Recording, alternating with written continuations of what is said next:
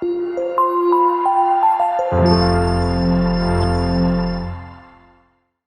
is the second of two videos with Lew.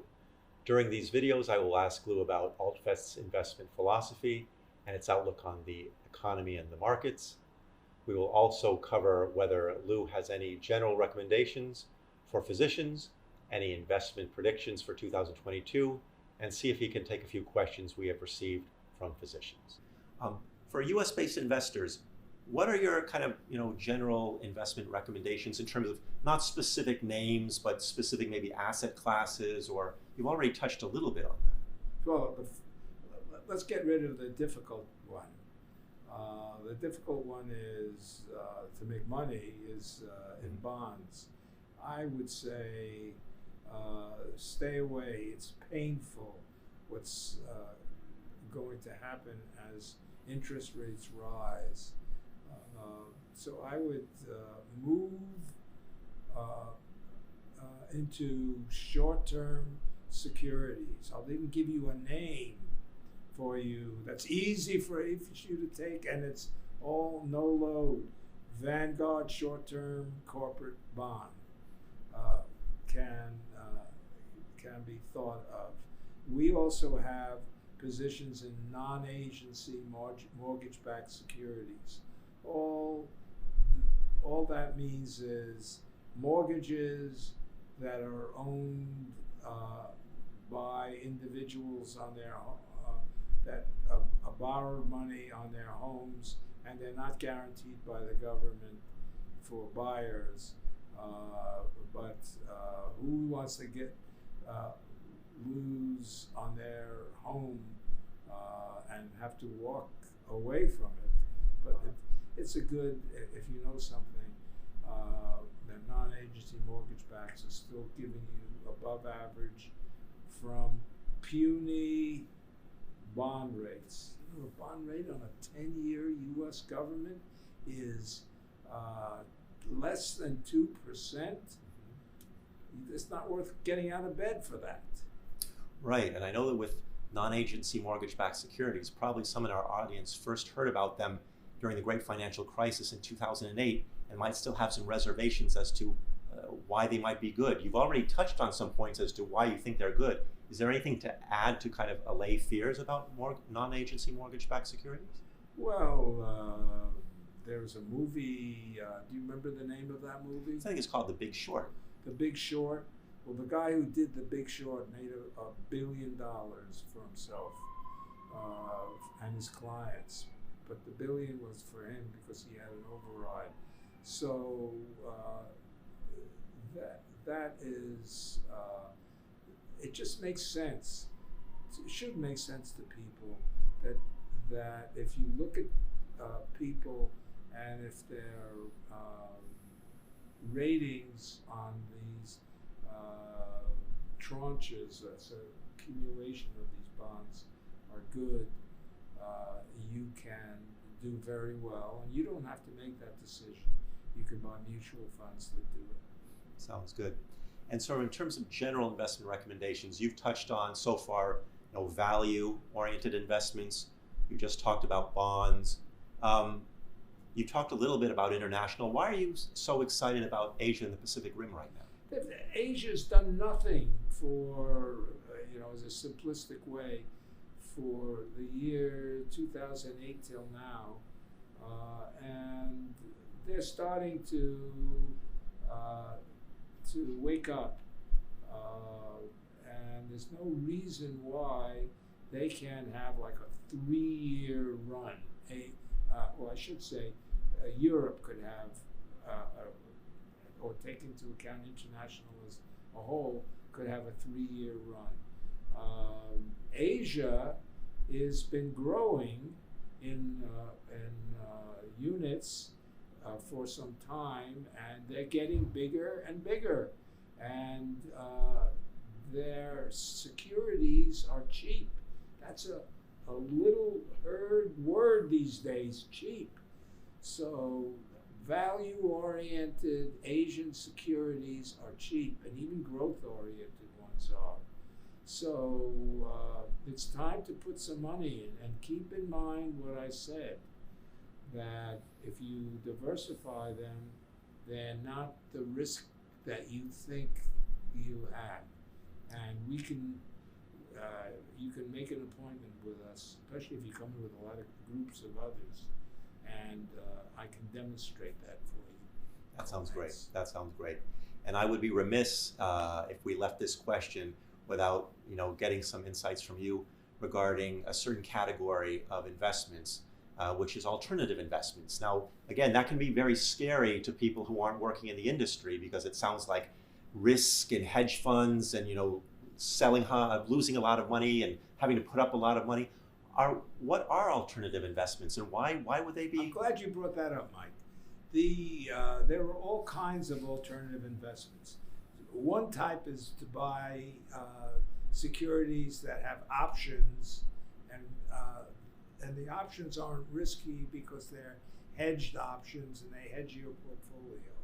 And we've been using those. We have some really sharp people in our investment area, and we've been using those. But in a more broad sense, how would you like what you do when you think the markets aren't going to do as well? You trade off upside for downside protection.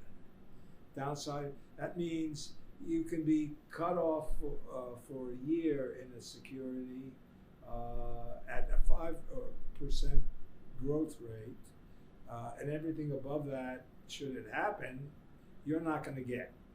But in return for that, you can have something like only 3 or 4% or 5% on the downside, and the real sledgehammer that the market has, another 15%, you're virtually insured against, so that you're going to not ever have that difficulty. And so that's one kind of alternative. Another kind is something that we're doing with our clients now in real estate. Bonds are going to give you nothing. You may lose money. Real estate gives you solid income, a hedge against inflation. That's a key. Just as the stocks have been hurting for a while, real estate have not been hurting. Excellent. Right, all parts of a well-diversified portfolio. Right, and the key is income. You could buy a painting. My daughter is a painter, and she does well. And not only that, she picks out other winning artists that she gives us. But that's not really income. There's no income there.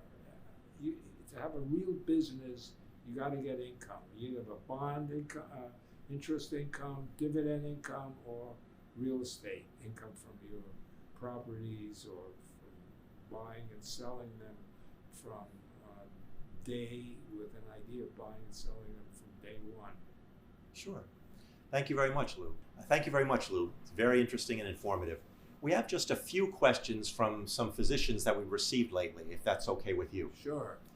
One is, you've touched on a little bit about it with like Alibaba and Asia Pacific economy, but what's your current thinking regarding China right now? I know they've done some things that are seen as kind of anti-capitalist lately. What's your outlook for it? I think that it's certainly true that they have become more influential in what businesses are doing. On the other hand, they can only go so far. 1/3 of all, about 1/3 of all exports are coming in the world are coming from China. China's making beaucoup dollars.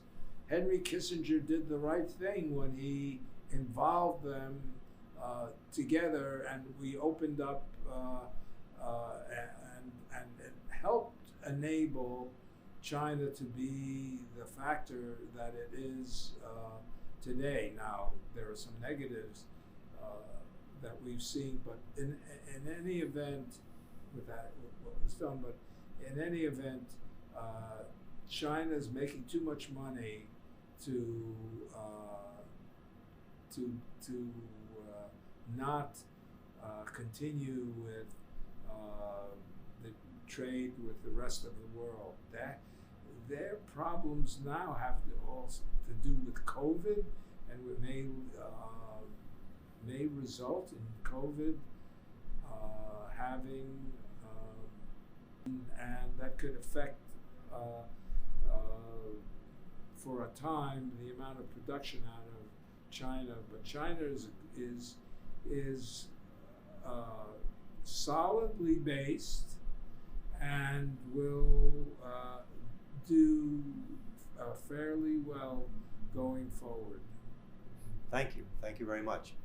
And the other question we had was from a physician sent it in to us recently, that at what interest rates would bonds need to get to be seen as competition for stocks as opposed to just a safety investment? Okay, right now bonds have moved up. The 10-year, that's the benchmark one, has moved up, 10-year U.S. government from say 1.3 to 1.86. That's still puny. That's I've already said that. What rates will continue to rise, and if rates get to 3 to 4% from close to 2 now, then at that point, if you add a little, that's the U.S. government, take a little more risk, you'll have securities that are yielding 5% or more. To me, and I think to Americans, a 5% yield from in a relatively safe bond, relatively safe, is a point at which they would withdraw money from stocks and put it into bonds. Thank you very much. At least some of them would do that, start to do that, the more conservative people.